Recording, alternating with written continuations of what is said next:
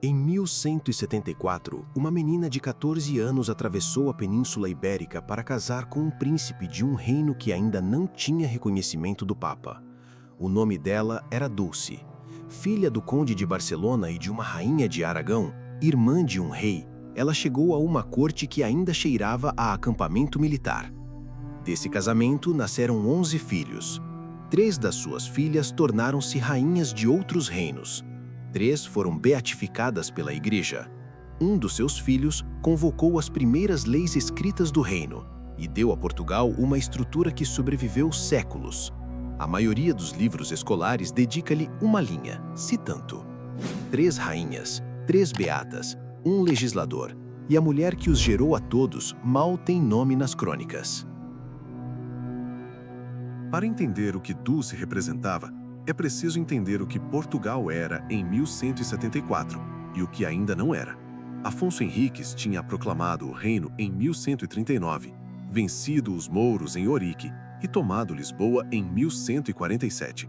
Mas proclamar um reino e ser reconhecido como tal eram coisas diferentes. Só em 1179, pela bula Manifestis Probatum do Papa Alexandre III, Portugal recebeu o reconhecimento oficial da única autoridade que, naquele século, podia legitimá-lo perante a Europa cristã. O casamento de Dulce com o príncipe Sancho aconteceu 5 anos antes disso, num momento em que Portugal ainda era, aos olhos do continente, um experimento político à beira do Atlântico. A ameaça vinha de dentro da península. Castela e Leão pressionavam a norte e a leste. O reino de Aragão, que sempre rivalizou com Castela pelo domínio peninsular, precisava de um aliado que segurasse o flanco oposto. Portugal precisava do prestígio de uma linhagem reconhecida.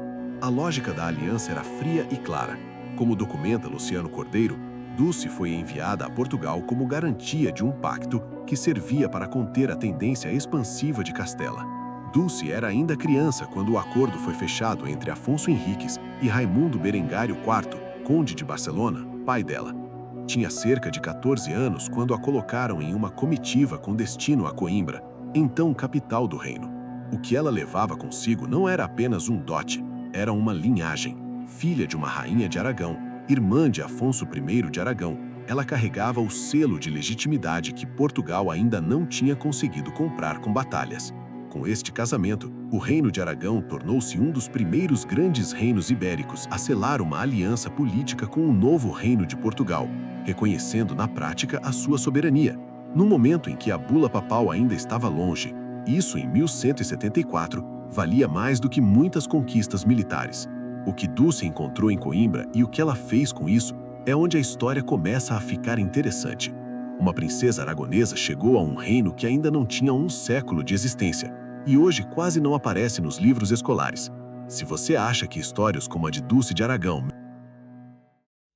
Em 9 de dezembro de 1185, poucos dias depois da morte de Afonso Henriques, Sancho foi aclamado rei na sede Coimbra. Dulce, que já tinha 11 anos de casamento e pelo menos 3 filhos, aguardava-o na catedral rodeada pelas suas damas.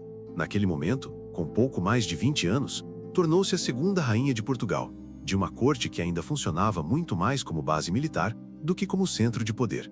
Barcelona, de onde ela vinha, era uma das cidades mais sofisticadas da Península Ibérica. Coimbra era uma capital em construção, muralhas incompletas, uma administração rudimentar, um reino que sobrevivia entre guerras a sul e pressões diplomáticas a norte. O contraste não era apenas estético, era estrutural. E foi dentro dessa estrutura que Dulce teve de operar durante 13 anos de reinado. Sancho I era um rei em movimento constante.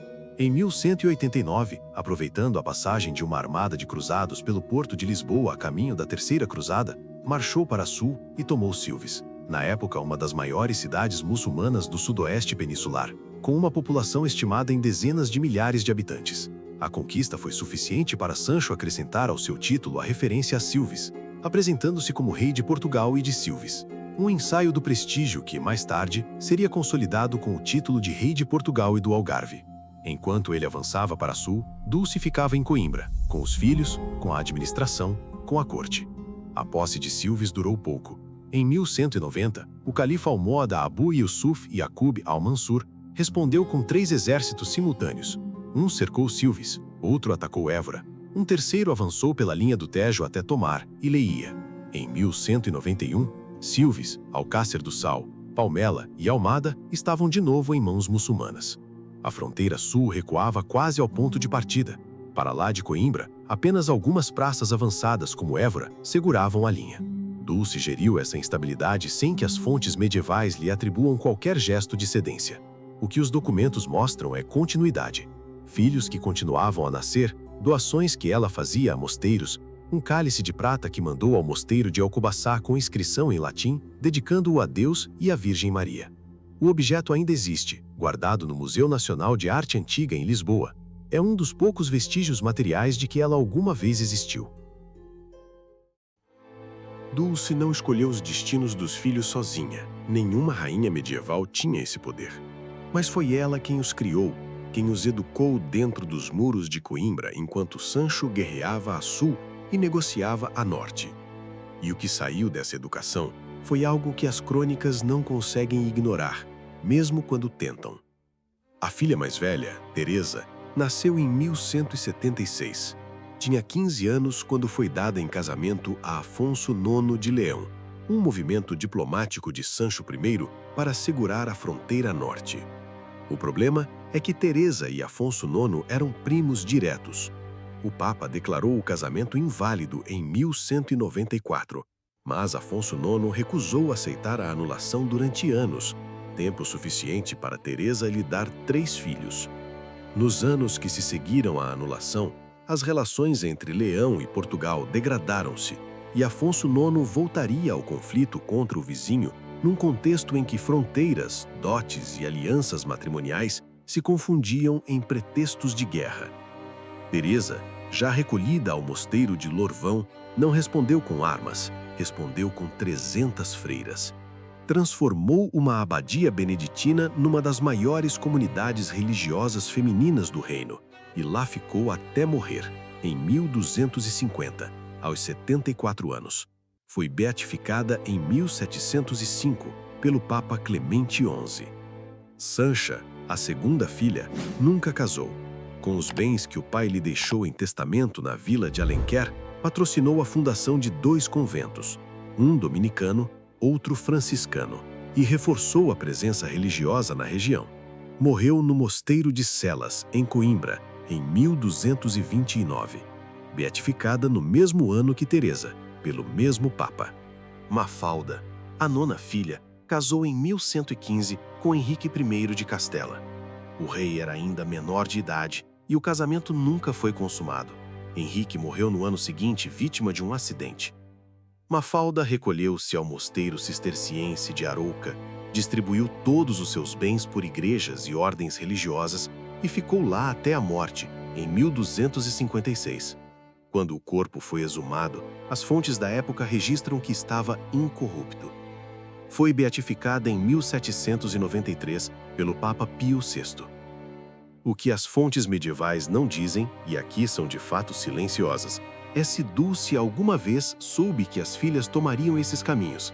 Ela morreu em 1º de setembro de 1198, provavelmente vítima da peste que assolava o reino naquele ano, enfraquecida por 11 partos em pouco mais de 2 décadas. Teresa tinha então 22 anos, Sancha 18. Mafalda tinha pouco mais de 2 anos de idade. Nenhuma das 3 ainda tinha começado o percurso que as tornaria beatas. Muma Dona Dias, Dona Teresa, Dulce de Aragão, 3 mulheres que antecederam ou sustentaram Portugal antes de qualquer reconhecimento oficial. Se você tivesse de escolher uma como a mais decisiva na formação do reino, qual seria? Escreva o nome dela nos comentários e, se tiver fôlego, diga por quê. Esse tipo de debate é o que faz o algoritmo perceber que Portugal não foi feito só à ponta de espada. As suas últimas filhas, Branca e Berengária, que as fontes sugerem poderem ter sido gêmeas, tinham nascido no mesmo ano de sua morte. É possível que Dulce nunca as tenha chegado a conhecer como mãe presente. Dulce foi sepultada no mosteiro de Santa Cruz, em Coimbra. Sancho I viveu por mais 13 anos, morreu em 26 de março de 1211 e foi enterrado ao lado dela. O túmulo que hoje existe no mosteiro não é o original.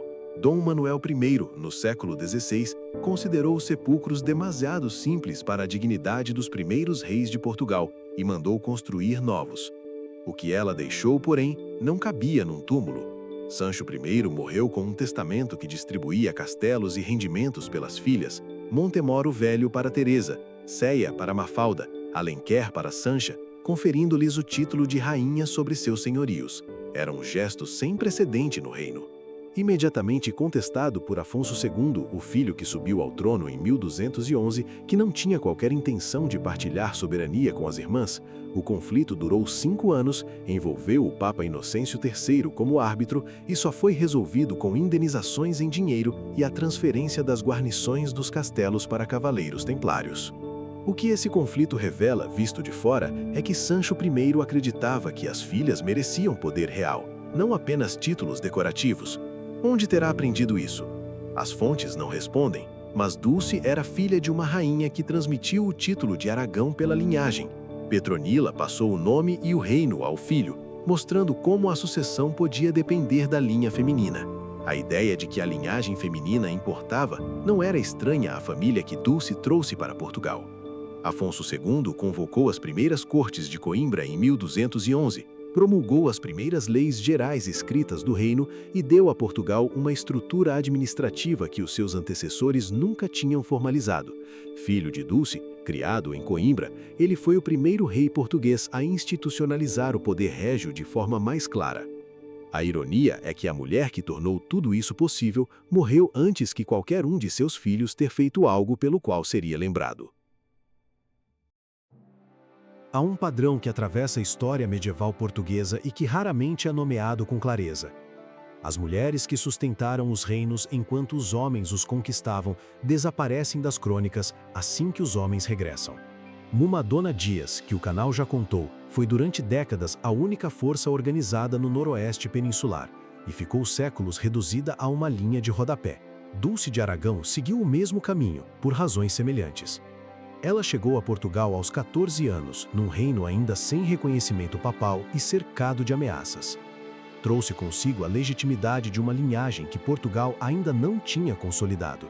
Quando morreu em 1198, deixou um filho rei, 3 filhas que a Igreja viria a reconhecer como beatas, uma filha rainha da Dinamarca, outra rainha de Castela e um filho conde da Flandres. Os seus descendentes espalharam o nome de Portugal pela Europa do século XIII. As crônicas medievais não lhe atribuem discursos, batalhas ou milagres. Descrevem-na, pelas palavras de Luciano Cordeiro, como formosa e excelente senhora, tranquila e modesta. É o tipo de elogio que a história reserva às mulheres que não incomodaram e que por isso mesmo foram esquecidas. Mas o cálice de prata que ela mandou ao mosteiro de Alcobaça ainda existe. O túmulo onde foi sepultada, mesmo reconstruído séculos depois, ainda está em Santa Cruz de Coimbra. E os filhos que ela criou moldaram Portugal durante 50 anos depois de sua morte. A questão que fica não é se Dulce merecia mais atenção do que recebeu. A questão é o que se perde quando uma civilização só conta a história de quem empunhou uma espada e esquece quem segurou o reino enquanto a espada estava em batalha. Esta foi a história da rainha que sustentou Portugal enquanto o marido conquistava, perdia e voltava a conquistar. Se quer acompanhar mais histórias de Portugal que quase foram apagadas dos livros, inscreva-se no canal, ainda temos muito para contar. Até o próximo vídeo.